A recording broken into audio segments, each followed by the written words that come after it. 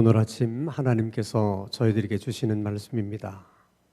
우리 구약 성경 426면 사무엘상 12장 20절에서 25절까지의 말씀입니다. 구약 성경 426페이지 사무엘상 12장 19절에서 25절까지의 말씀을 제가 봉독합니다. 하나님의 말씀을 경청하시기 바랍니다.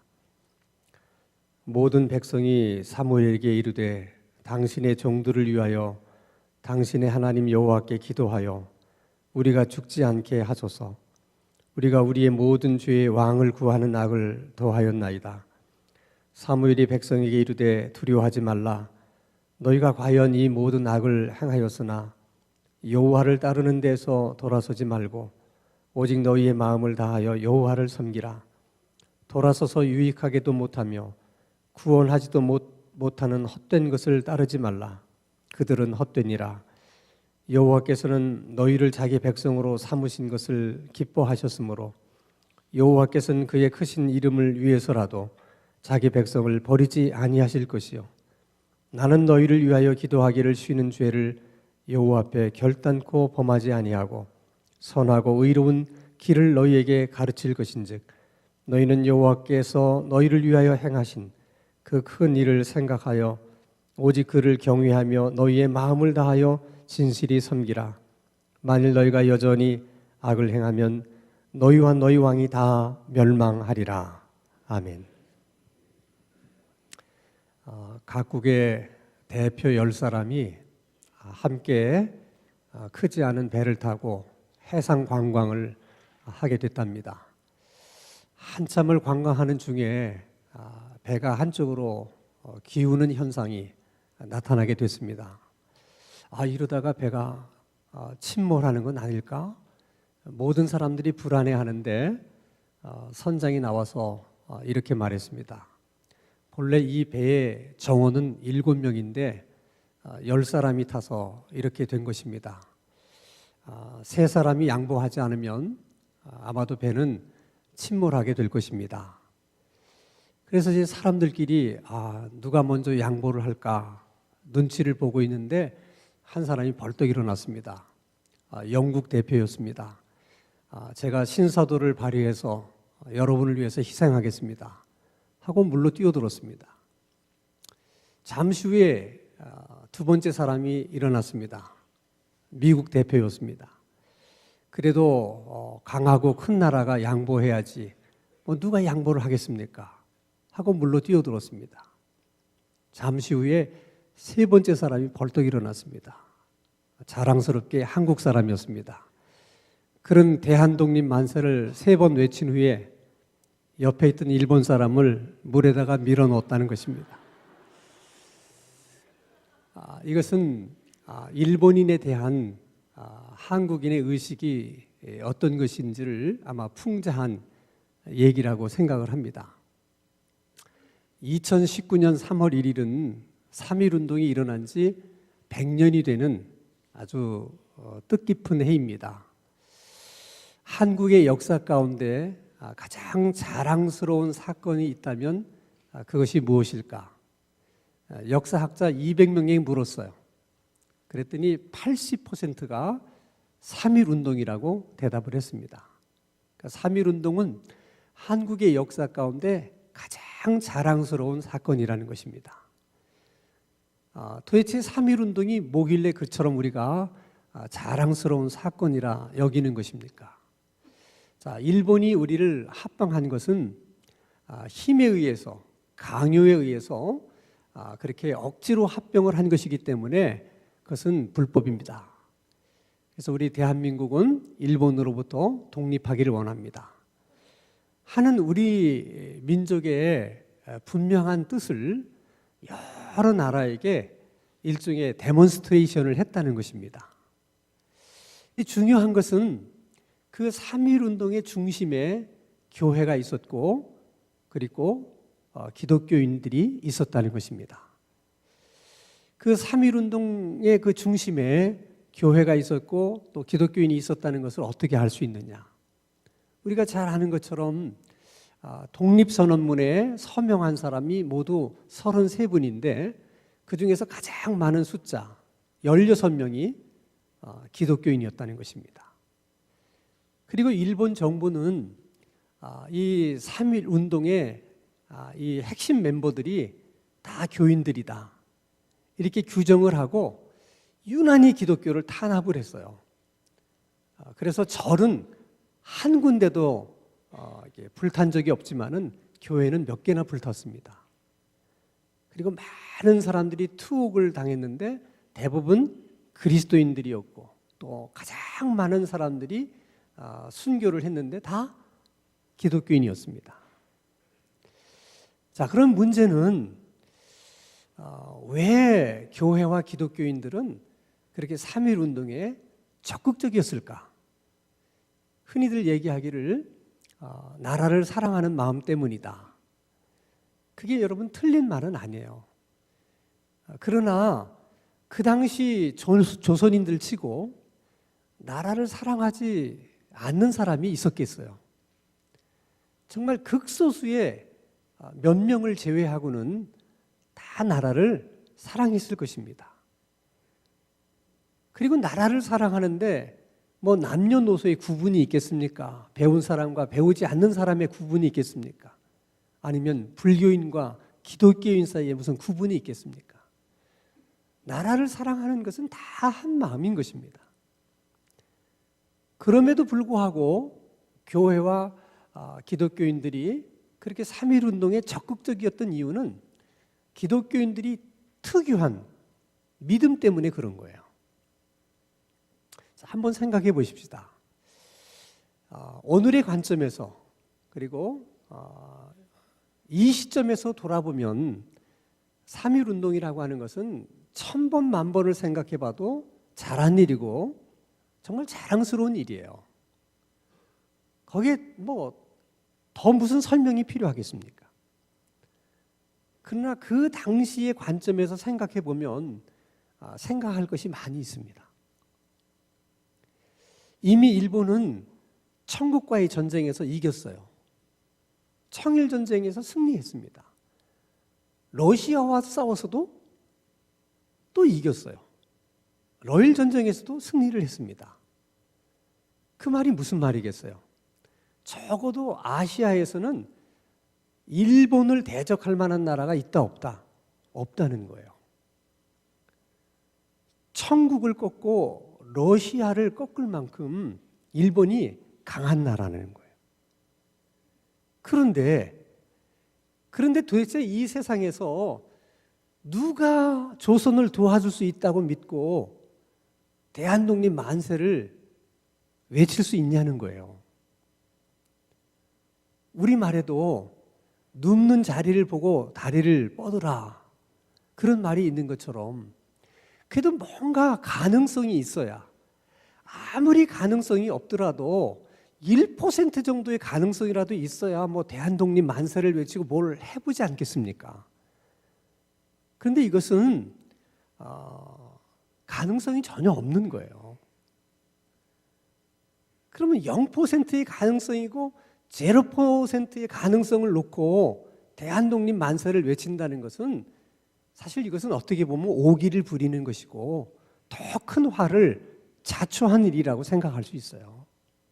그 당시 많은 사람들도 그렇게 생각했기 때문에 그래서 독립선언문에 33명만 서명을 한 것이고 3.1 운동이 전국적으로 일어나기는 했지만은 우리가 생각하는 것처럼 뭐 사람들이 구름대처럼 모여서 그렇게 3.1 운동을 한 것은 아니라는 거예요. 그 사람들이 나라를 사랑하지 않아서 그렇겠습니까? 그렇지 않아요. 나라를 사랑하는 마음은 다 똑같았지만 현실을 생각해 보면 이건 아니라는 생각이 들거든요. 또 현실을 직시하면 그럴 만한 용기가 생기지 않았던 거예요. 그런데도 불구하고 왜 기독교인들은 그렇게 3.1 운동에 적극적이었는가? 기독교인들의 생각은 세상 사람들과는 좀 다른 생각이 있었어요. 그것이 뭐냐 하면 가능성이 전혀 없는 정말 가능성이란 제로 포인트다.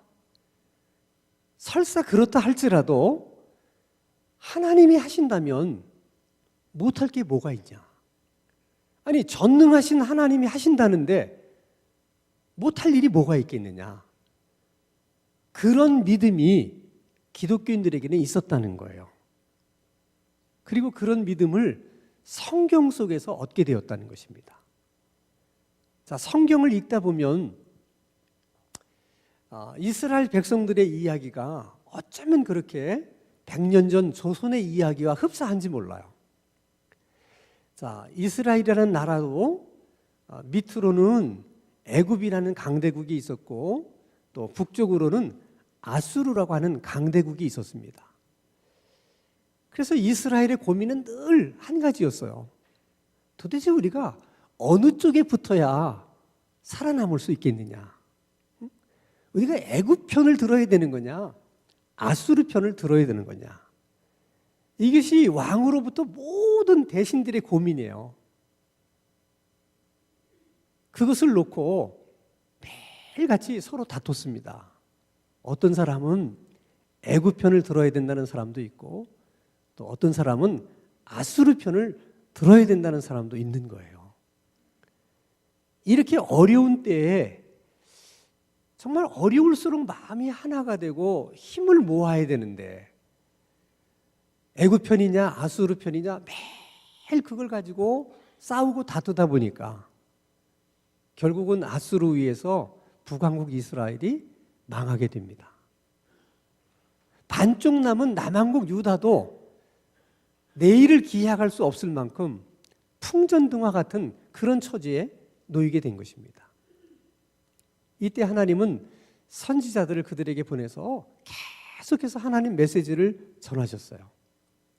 애굽도 의지하지 말고 아수르도 의지하지 말라. 너희들은 오직 누구만 의지하라. 하나님만 의지하라. 애굽이 너희들을 구원할 수 있는 것도 아니고 아수르가 너희를 구원할 수 있는 것도 아니다. 하나님만이 너희를 구원해 주실 수 있다. 너희들이 하늘처럼 떠받드는 애굽과 아수르도 하나님에게는 그저 하나님께서 쓰시는 도구일 뿐이다. 그러면서 이사야 10장 24절에서 하나님이 이렇게 말씀을 하세요. 같이 읽겠습니다. 시작. 그러므로 주 만군의 여호와께서 이르시되 시온에 거주하는 내 백성들아, 아수르가 애굽이 한 것처럼 막대기로 너를 때리며 몽둥이를 들어 너를 칠지라도 그를 두려워하지 말라. 하나님은 지금 아수르를 몽둥이라고 말씀하시고 막대기라고 말씀을 하시는 거예요. 그러니까 하나님의 백성인 이스라엘 백성들이 잘못한 일이 너무 많기 때문에 하나님께서 그들의 잘못을 깨우쳐 주시려고 그를 징계하기 위해서 지금 아수르라는 막대기를 들어서 이스라엘 백성들을 때리고 있다는 거예요. 그러니까 그 막대기를 두려워할 게 없다는 거예요. 두려워하면 누구를 두려워해요? 그 막대기를 손에 잡고 때리시는 하나님을 두려워해야지 어떻게 그 몽둥이와 막대기를 두려워하느냐. 그것들은 다 하나님이 쓰시는 도구라는 거예요. 그래서 역할만 다 끝나게 되면 하나님이 그 몽둥이도 분질러 버릴 수 있다는 거예요. 그리고 하나님이 그렇게 하시겠다고 말씀하시는 것입니다. 왜 하나님이 그렇게 하시느냐? 자, 이사야 10장 15절입니다. 같이 읽겠습니다. 시작. 도끼가 어찌 찍는 자에게 스스로 자랑하겠으며 톱이 어찌 켜는 자에게 스스로 큰 채 하겠느냐? 이는 막대기가 자기를 드는 자를 움직이려 하며 몽둥이가 나무 아닌 사람을 들려함과 같음이로다. 이렇게 하나님 앞에서 교만하기 때문에 내가 그들도 가만두지 않겠다라고 말씀하시는 거예요. 자, 100년 전에 우리 기독교인들이 이 성경 말씀을 읽었을 때 무슨 생각이 들었겠어요? 일본은 아수르처럼 우리 조선을 때리는 막대기에 불과하다. 우리 민족이 하나님 앞에 잘못한 일이 많기 때문에 하나님이 일본을 들어서 우리를 때리는 것뿐이다. 막대기를 두려워할 게 없다. 하나님이 막대기를 분지르신 것처럼 아수르를 망하게 하신 것처럼 일본도 하나님이 망하게 하실 수도 있다. 이렇게 생각하니까 아무리 일본이 강해도 마냥 두려워할 필요가 없는 거예요. 그래서 대한독립 만세를 외칠 수가 있었다는 거예요. 많은 사람들이 대한독립 만세를 외치는 것은 그것은 정말 해서는 안 되는 일인 것처럼 정말 그것은 오기와 비슷한 일인 것처럼 많은 사람들이 그렇게 말을 했음에도 불구하고 그 3.1운동은 정말 그 당시 아무 소망이 없던 우리 조선 민족 가운데 다시 한번 민족 정신을 일깨워줬고 자신감을 되찾아 주었고 정말 암울하던 그 시절에 그래도 한 줄기 작은 빛처럼 소망을 안겨주는 거예요. 그래서 그 일 때문에 상해 임시정부가 생겨나게 된 것이고 바로 그런 자신감 때문에 일본이 패망하는 바로 그날까지도 일본을 향해서 독립투쟁을 할 수가 있었던 거예요. 중요한 것은 오늘 우리가 겪고 있는 이런저런 어려운 일들을 생각해 보면 100년 전 조선의 처지와 별반 다르지 않다는 생각을 우리가 하게 된다는 것입니다. 지금도 우리나라 가운데는 중국 편을 들어야 된다고 말하는 사람도 있고 또 미국 편을 들어야 된다고 말하는 사람도 있어요. 더 나아가서 중국과 북한 같은 그렇게 평등을 가장 중요한 가치로 여기는 인민 중심의 사회주의 나라를 만들어야 그래야 우리나라가 행복할 수 있다. 그렇게 믿고 정말 그런 나라를 만들려고 하는 사람도 있고 아니다. 자유를 가장 중요한 가치로 여기고 민주적인 시장 중심의 자본주의 체제를 가지는 그러는 나라를 만들어야 우리가 계속해서 행복할 수 있다. 또 그렇게 생각하는 사람들이 있고 그런 나라를 만들려고 하는 사람들이 또 있다는 거예요. 지금까지는 이 양쪽 간의 갈등이 그렇게 걱정할 만큼 그렇게 심각하지 않기 때문에 그래도 큰 문제가 없지만은 그러나 만약에 이 갈등이 계속 심화되고 증폭되게 되면 또 서로가 서로에게 큰 상처를 줄 수밖에 없는 그런 비극적인 사건이 얼마든지 일어날 가능성이 있다는 거예요. 여러분, 우리 국가 경제는 매스컴을 통해서 다 듣는 것처럼 그렇게 밝지를 않아요. 사실 염려가 되고 걱정되는 부분이 훨씬 더 많아요. 게다가 서민 경제는 우리가 피부로 느끼는 것은 그보다도 더 어렵고 힘들어요. 게다가 앞으로 이 나라를 이끌어갈 젊은 세대들은 취업을 포기하고 결혼도 포기하고 출산도 포기하는 산포 세대라고 스스로 얘기하고 우리가 살고 있는 이 땅을 헬조선이라고 지옥 같은 땅이라고 스스로를 그렇게 생각하는 그런 처지에 지금 이 나라가 처해 있다는 것입니다. 안타깝기도 하지만은 사실 얼마나 슬픈지 몰라요. 100년 전 우리 교회는 3.1운동을 통해서 그나마 자신감을 되찾아 주었고 그리고 작은 소망이지만은 우리 민족 가운데 소망을 안겨주었는데 똑같이 어려움에 처해 있는 이 시대에 한국교회는 무엇을 할 수 있는 것일까를 많이 고민할 수밖에 없는 거예요. 생각해보고 또 생각해보면 이런 상황 속에서 교회가 가장 쉽게 할 수 있는 일이 뭘까? 그리고 또 가장 잘할 수 있는 일이 뭘까? 생각해보면 기도밖에 없어요. 우리가 할 수 있는 가장 쉬운 일이 기도고 우리가 할 수 있는 가장 잘할 수 있는 일이 기도예요. 근데 그만큼 또 기도는 지금 우리나라의 가장 중요한 일이고 가장 필요한 일이기도 합니다. 그래서 오늘 우리가 함께 읽은 이 본문 말씀도 기도에 관한 거예요. 이 말씀의 배경은 이렇습니다. 본래 이스라엘 백성들의 왕은 하나님이셨는데 그들은 보이지 않는 하나님이 자기들이 왕이 되신 것에 대해서 만족해하지 않았어요. 그리고 주변에 있는 여러 나라들을 보니까 다 왕이 있는 거예요. 그래서 사무엘 선지자에게 와서 우리도 다른 나라처럼 왕을 세워주십시오. 그 말을 들은 사무엘이 엄청 섭섭하게 생각했어요. 그게 무슨 말이냐? 너희들에게는 하나님이 왕이신데 그 하나님을 제쳐두고 다른 왕을 세워달라니 그게 말이나 되느냐? 그러나 그들은 계속해서 집요하게 왕을 세워달라고 사무엘에게 요구를 했습니다. 이 일로 인해서 하나님의 마음이 많이 상하셨어요. 하나님도 굉장히 서운하셨던 것 같아요. 그런 하나님의 마음을 느꼈던 사무엘 선지자가 백성들 앞에서 이렇게 얘기합니다. 너희들이 하나님 앞에서 왕을 요구한 것이 얼마나 하나님의 마음을 슬프게 하고 또 하나님의 마음을 섭섭하게 했는지를 너희가 아느냐? 하나님이 얼마나 그로 인해서 마음 상했는지를 내가 알게 해주겠다.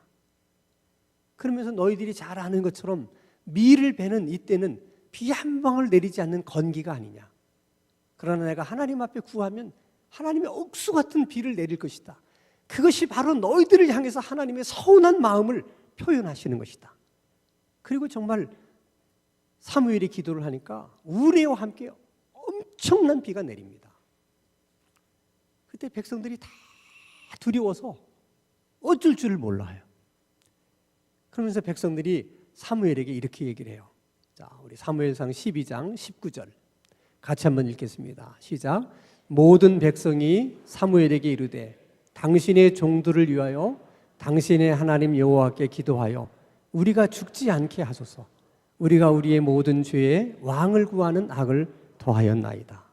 정말 죽을 것만 같고 하나님으로 인해서 자기들이 망할 것만 같은 두려움에 사로잡히면서 그들이 모두가 다 한마음 한 목소리로 사무엘 선지자에게 기도해달라고 부탁을 합니다.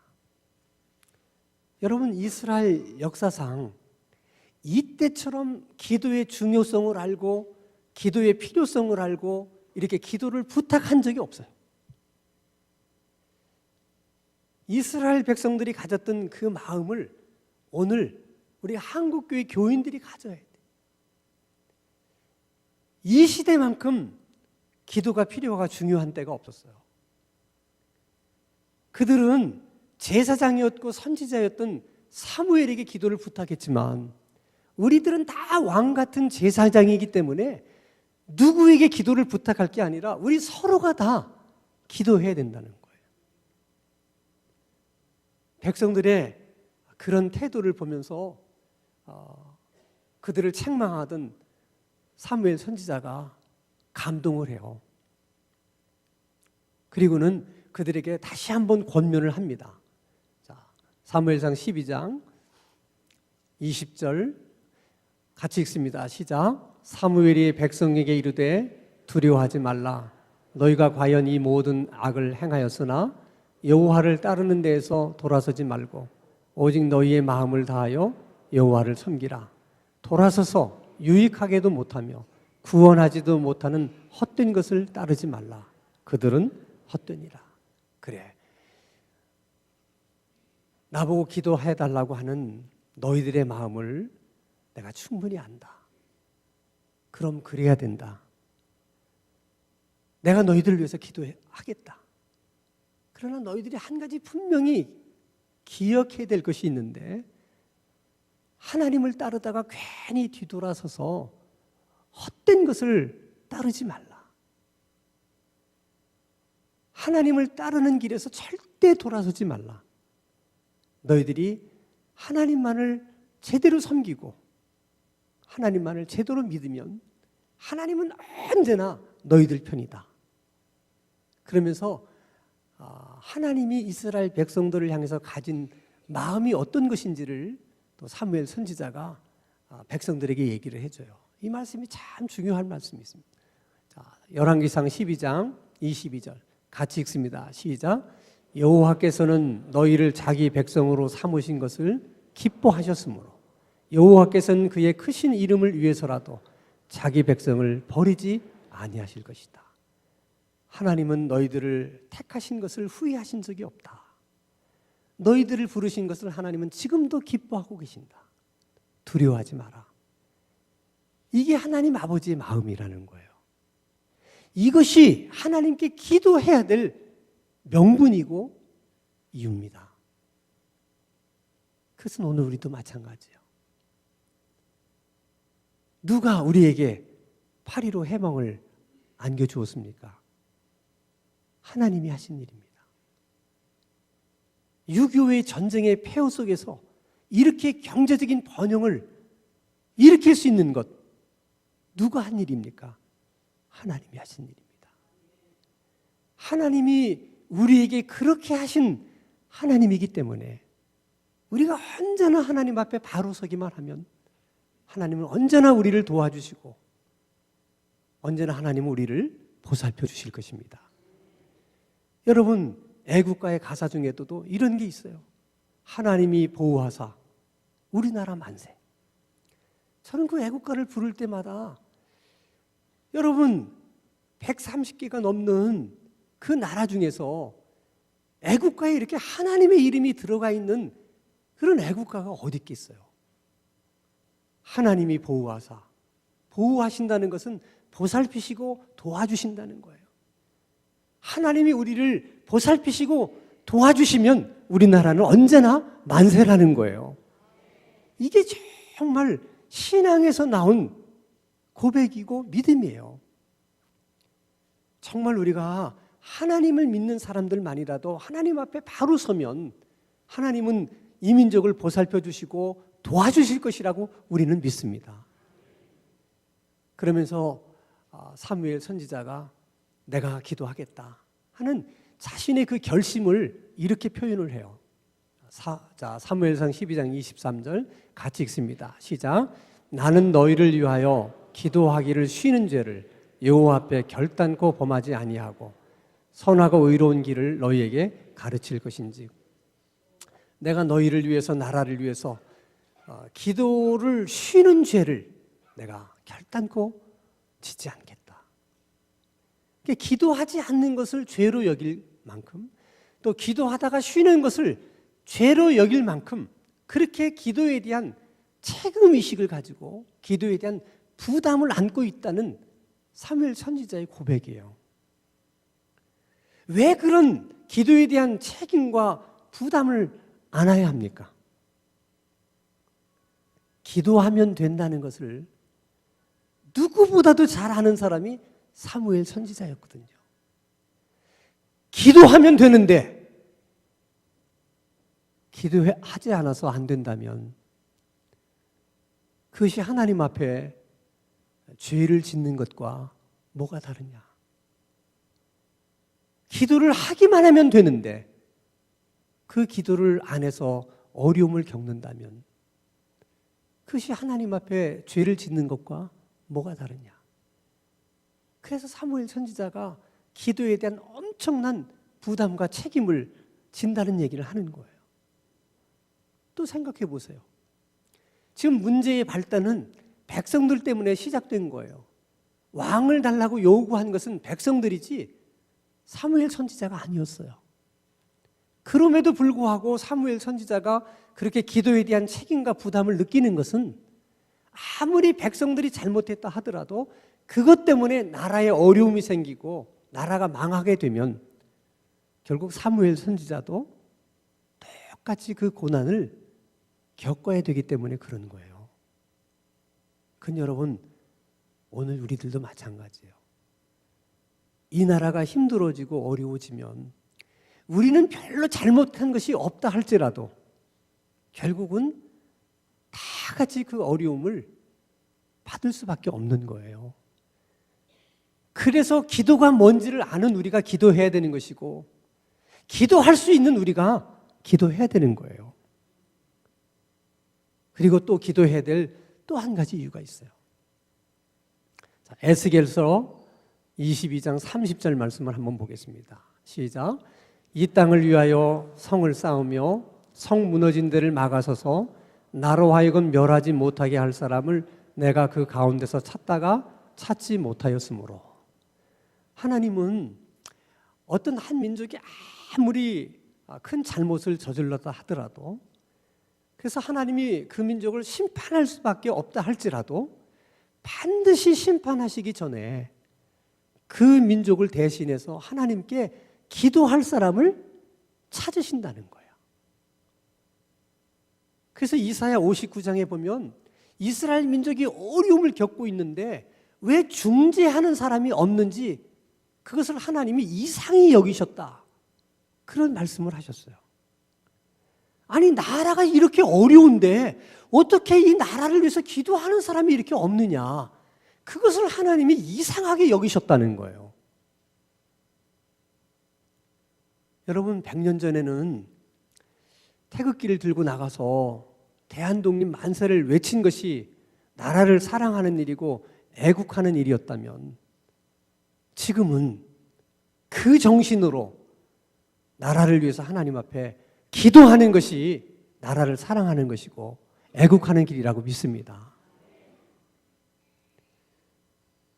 내가 기도를 쉬는 죄를 범하지 않을 것이다, 이렇게 말한 그 사무엘의 마음을 우리 마음에 담고 나라를 위해서 기도해야 될 무거운 책임을 느끼고 이 부담을 가지면서 그렇게 신앙생활을 해갈 수 있는 우리 신당 중앙교회 모든 성도님들이 되시기를 주님의 이름으로 축원합니다.